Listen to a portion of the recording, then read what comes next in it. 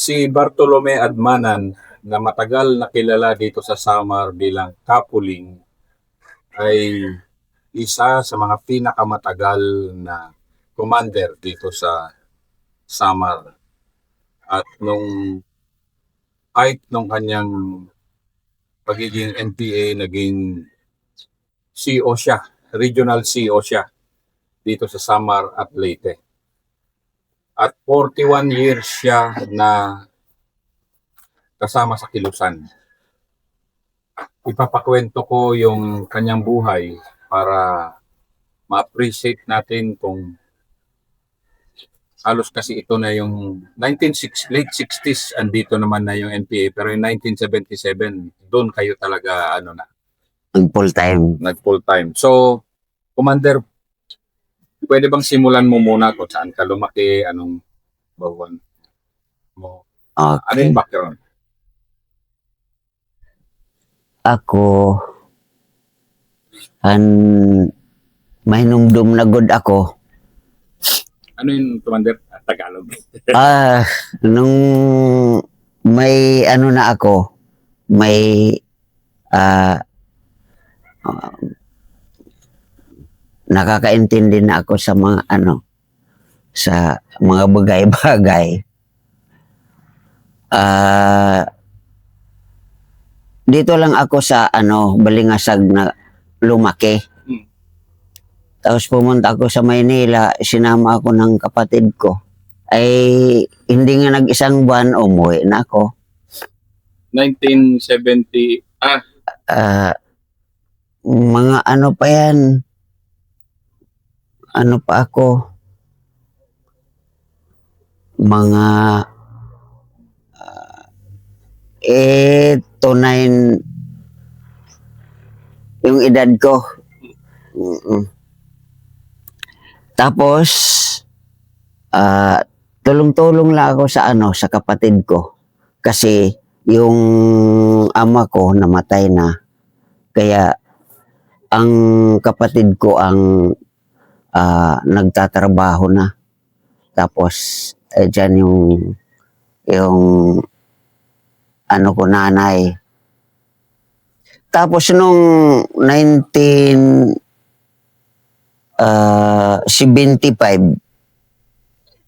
nagkataon na no man's land. Lahat ng mga tao ay pinapunta sa bayan. Yung bayan, yung barangay nyo ba, Commander, nasa bundok? Hindi.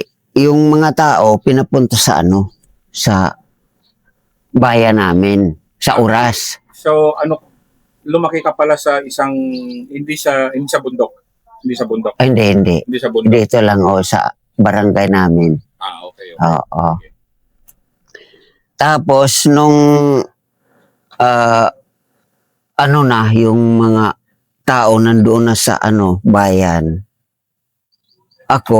Hindi ako sumama doon kasi naghihinala na ako na baka na ako wanted na. Bakit Commander? Ano bang nangyari? Bakit ka pinaghinalaan? Dahil pinag-uutosan na ako ng pagbibigay ng paghahatid ng mga sulat, ganun, tas tao na mga NPA. Tapos minsan isinasama ako papunta doon sa isang barangay, ginigiya ako. Ilang taon ka na ba noon, Commander? Anong edad mo na noon, mga panahon na yun? Mga 17 na, ganun. So talagang ka na? Oo. Malakas na binata na? Oo. Tapos, nung panahon ng ng no man's land, ang isang barangay na malapit sa amin, Italinga ang pangalan, ay hindi pumunta sa bayan, pumunta sa bundok. Lahat. Oo. Okay. Tas doon ako nagtira ng 1 taon. Doon ako. Tapos yung mga NPA, panay pumupunta sa amin. doon sa barangay sa Gubat. Diyan na kami nagsimula na mag full time. 5 kami na nag full time. Training kami mga half day lang. Tapos katapos ng training, bigyan kami ng 5 barangay. Ako ang leader para sa Bakit pag-organisa. Pag-organisa. Pero bakit ka, anong reason mo, Commander, na bakit ka nagdesisyong mag full time? Kasi ayan na, wanted na ako. Tapos yung na ako sa paliwanag nila na ganito ang gobyerno. Oo. Tapos, siyempre nakikita ko din na may mga pangyayari na hindi ko nagugustuhan. Halimbawa yung mga pulis, mga sundalo na mas lalo na nung nagkaroon na ang laging SJT kasi doon ang maraming patayan na. Ikwento mo nga, ano ba yung laging noon dito sa Samar Island noong late 70s na yan, Commander? Ikwento mo nga, saan naglalaging noon? Diyan sila nagsimula sa San Isidro Norte. Diyan ang nila, ang entrance papunta sa mga gubat hanggang doon. Parte ng Matuginaw, parte ng Buwan, Maslug, hanggat papunta na sa sa Canabid. Ayan ang mga kahoy na yan ang kinukuha nila ng laging. Kaya noon nagkaroon sila ng security kasi ang mga NPA ay naghihingi ng buhis sa kanila. Eh hindi sila nagbubuhis kaya pinapatulan sila. Sinusunog yung mga sasakyan, gano'n. Ito ba yung laging ni Enrique? Enrile. Tapos yan na, naging mainit. Ang mga tao doon na galing lang sa pag kuha ng ratan. Oo. Ay yan. Ginawid-kawid yan. Tapos buhay pa, binuldos. Binubuldos. Tapos, siyempre, patay. Hindi na nakakahinga. Tapos dyan sa Sagod, pinasok nila at ayan, pinagmasaker. Inano pa yung mga babae pinagsamantalaan noon. Kaya... Early 80s na ito, o 70s pa? O 70s pa. 70s pa. Mga 70s pa yan. Kainitan na marsyalo ni unang presidente. Oo. Marcos. Tapos, anong panang NPA nun? Talagang habang nagkakaganon, lumalakas.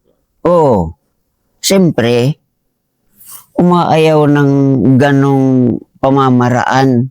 Umaayaw. Kaya marami ang Kasi, naghihirap na nga ang tao dahil sa pagsasaka lang, papatayin pa sila.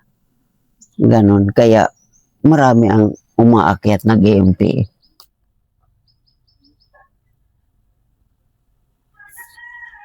Na noon, ilang bayan kasi yan, Commander, no? Ilang bayan yung apektado ng... Anong mga bayan apektado ng laging noon? Yan yung pinagsabi ko kanina.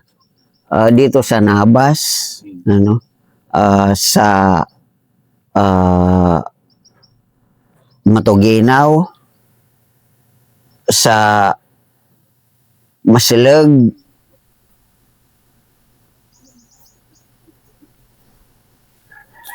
sa pa?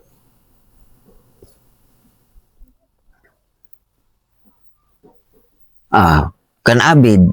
Yan, mga bayan na Mga bayan na yan, puro... Oo. So, noon bilang bagong kasapi, ano ang sa tingin mo ano yung mission mo noon? Bakit ka nag-NPA? Kasi 40 years ka nag-NPA. Isa pa nga, yung ano ko, yung pamilya namin sa Balingasag ay inaapi. Talaga, ginagawa kaming ano lang, mababa ang tingin sa aming pamilya doon. Ang nanay ko nga, binuno, ay dito lang, mabuti na lang hindi na, ano. Kaya, ang nasa isip ko na ano, walang hustisya, kaya talaga, sagka ko. Ganon. Nung magpapaliwanag ng mga MP, kaya, masayon la na ano. Pero yung mga NPA noon, nung mga panahon na yun, Commander, galing Samar o galing pa ng labas? Ang iba galing sa labas. Ang iba galing naman dito. Kasi si ano Kalubid, yung commander mismo noon, si Kalubid, sa ano yan, sa Basay. Galing sa Basay. Basay O sa Santa Rita. Oo. Oo. Kalbiga siya, di ba? Oo, Kalbiga, oo. Taga doon yan. Tapos, doon din, marami ang na-recruit na taga roon at naging opisyal sa NPA.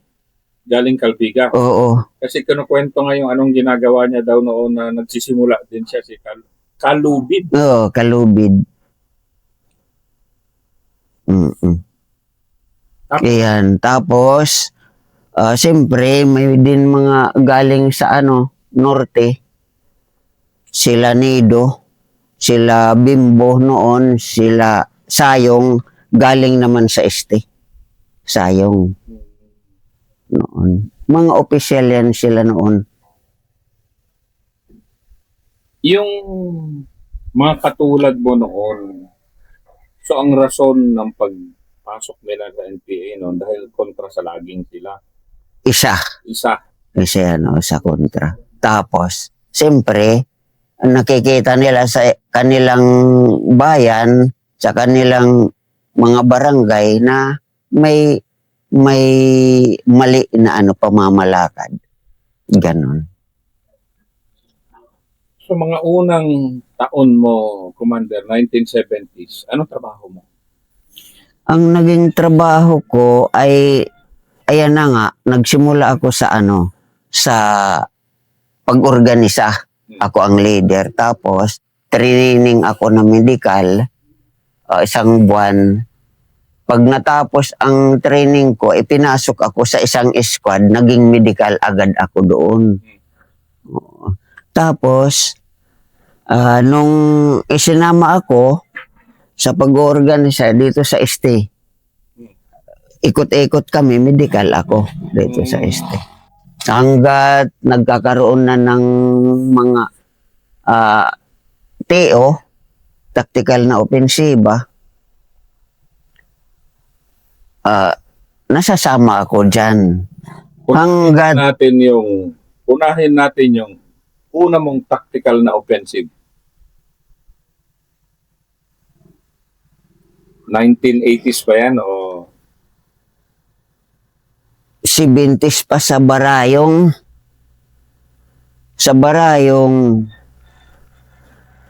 Ito ang una kong nasamahan. okay. Barayong saan yun, Commander? Dito lang sa Balingasag, Orasig nga sa ko. Kaya lang hindi ko na maintindihan kung mga anong taon yan. Pero anong mission? Ano ang mission niyo, ba't kayo mag-TO? Siyempre, para makakuha ng armas, mapalakas ang hukbo.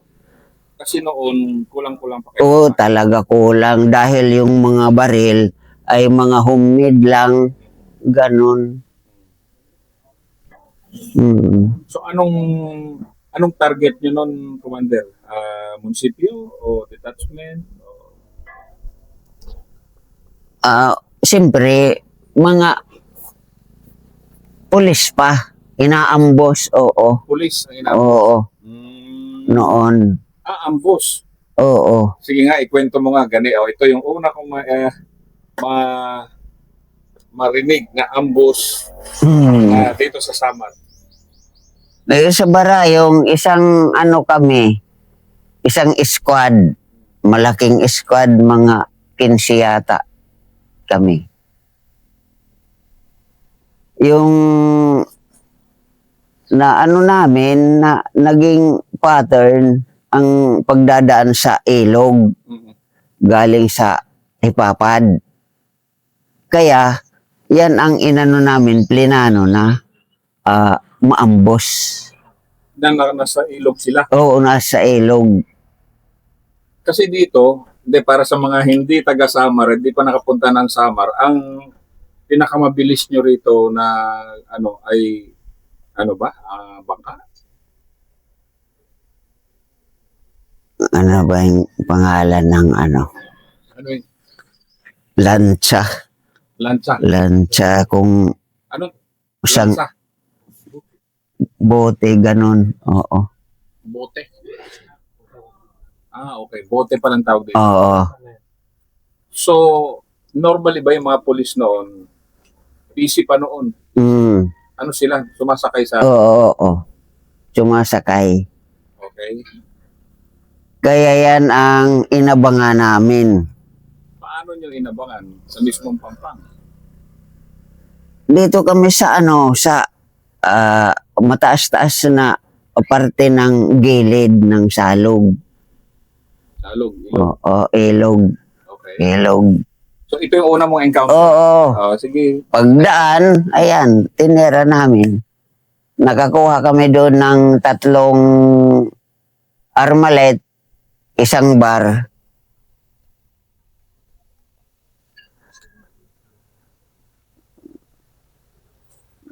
Tapos mga bala. Ayan ang nakuha namin doon. May isa pang grenade lancer. Sa mga panahon na yon, talagang kailangan nyo lahat yung armas. Oo. Talaga wala kaming armas. Ang ano lang namin, may kami dyan dalawang armalite. Tapos ang iba ay may Thompson naman isa, tapos mga carbine, rifle, garan na mga sira. Tapos ang kadamihan ay mga humid na pugakhang. Nasabi na pugakhang, oo. Kaya talagang kailangan yung tuloy-tuloy tactical offensive. Oo. Pero yung una mong encounter na yun, Commander, anong naramdaman mo na ginagawa mo na ganyan? Siyempre, kinakabahan. Lalo na sinasabi na nandoon na. Kasi may kami monitoring na nandoon na, ayan na. Kinakabahan na kami.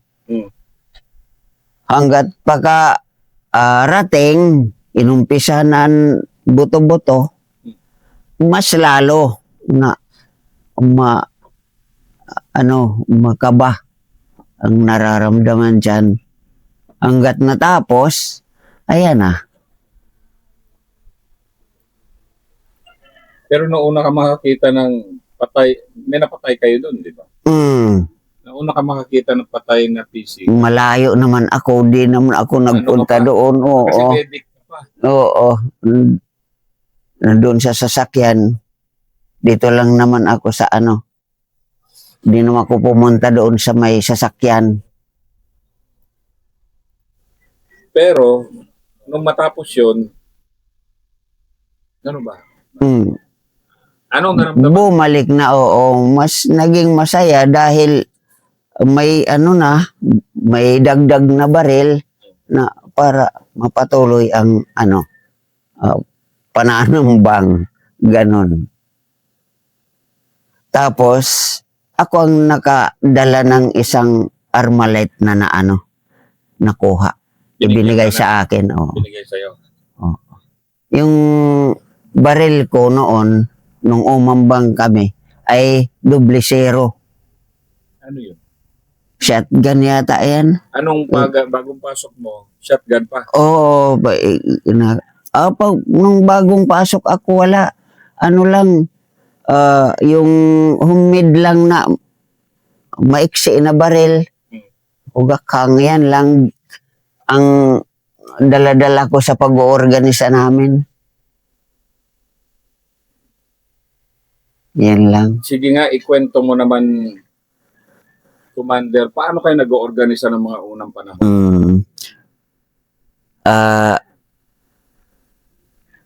Noon, nung pag-umpisa namin, ay sorpresa lang yung namin.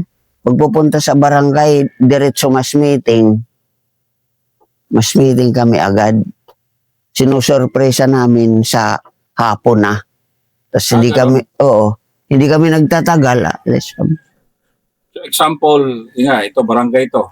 Ito, nandito tayo sa Dolores. Maaari, napupuntahan mo ito noon. So ganun lang, kunyari yung barangay sa likod mo, darating na lang kayo. Oo.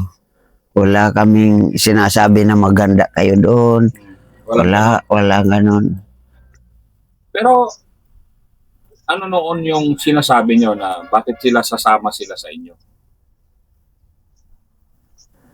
Ano lang sa pangangailangan ng tao, yan lang ang prop namin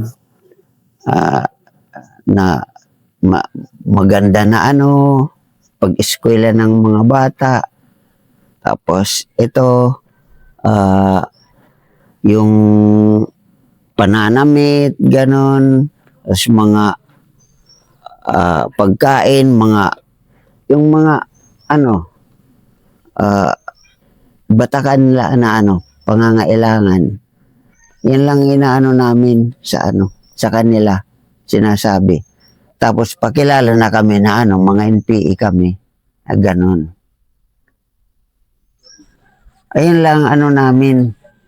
Pero sila nagpapakain sa inyo? O may dala-dala na kayo ng mga pera, supply? Hindi, binakakain kami. Tapos bago kami umalis. Ganon. Yun yung mga unang taon talaga ng NPA dito sa Sama. Oo. Pinakakain lang kami. Tapos, alis kami. Tapos, nung matagal-tagal ka na, ilan ka nang makakapunta doon sa barangay na pinag-organisa yan, minsan binibigyan na ng pera para pantustos ng panigarilyo, ganon. Ayan. Ano ang pangalawa mo naman na encounter na hindi mo makalimutan? maganda makinig, 1970s . Ang pangalawa, dito din sa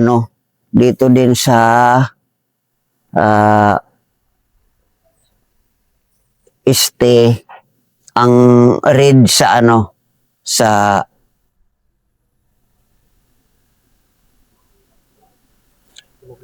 sandali. Gamay Mapanas o Norte. Kayo ang nang-raid? Oo. Ano naman ni-raid nyo nun, Commander? Mga bungto, ang polis. Ano yung Ay, bayan. Municipal police station? Municipal, oo. Police station. Sige nga, ikwento mo nga. Kasi sinunod-sunod nyo yan na inatake . Dalawa yan. Ang unit ay hinati. Isa. Sabay. Atake. Ang sa amin, dyan sa Mapanas, ay kami na mga PC. Naka-uniforme. Nag-uniforme kayo? Oo. 1970s pa? Mga 70s yata pa. So, ang uniforme nyo yung khaki? Oo. Khaki pa Oo. Mas mga pintura lang. pininturahan. Yung Di ba shirt, may mga ano, o may mga uniforme. anong sinakyan nyo? Naglakad lang kami. Oo. Kasi, wala naman sinasakay papunta doon.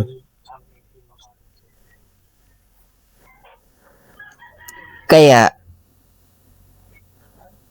pagdating namin doon, pagkalapit namin sa ano, sa munisipyo, pakilala kami na ano, The police? o mga NPA kami, kaya nasurpresa sila.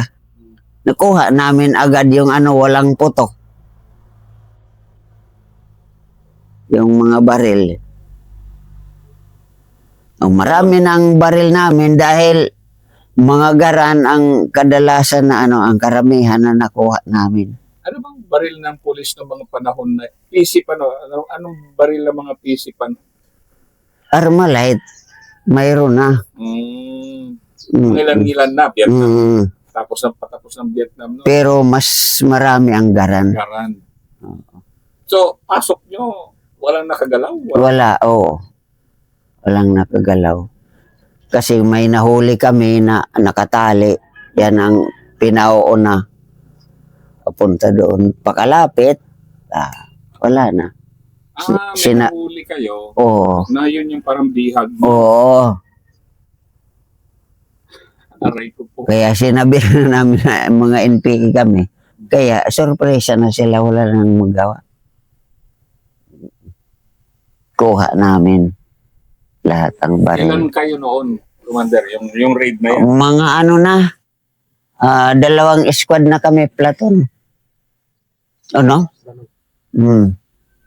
Ay, sabihin ng banog. Unit, pangalan ng unit. Pero ano ka pa, no? Elemento ka pa. Oo, ano pa lang ako, nagti-team leader nito. Ito na, tumataas. Oo, nagti-team leader. Pero paano mo pinatunayan yung sarili mo yung ganyan? Kasi nagpapakilala ka na ng panahon na yan. Oo, Paano mo pinatunayan yung sarili mo noon na ayan na. dapat na akong ma-promote? Ayan na, hanggat naging bayseo na ako, siyempre marami na ang mga binibigay na ano, trabaho, mga mission, ayan, pinatutupad ko. Diyan na ako nagiging ano, tapos ang malaking ano ko, tungkol sa ano, pakikiisa ng tropa. Anong sabihin, Commander? Kung squad na ako hanggat ano, nagplaton na company.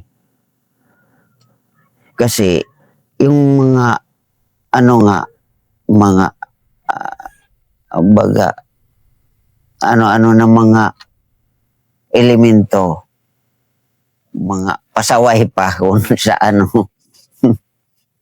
Tinasapon yan sa akin nung ano na, doon sa kasi may pasensyoso naman ako at maano lang ako paliwanag sa kanila. Ganon. Yung mga problema ay madali ko lang malutas. Yan ang unang episode Hmm. ni Commander Uling.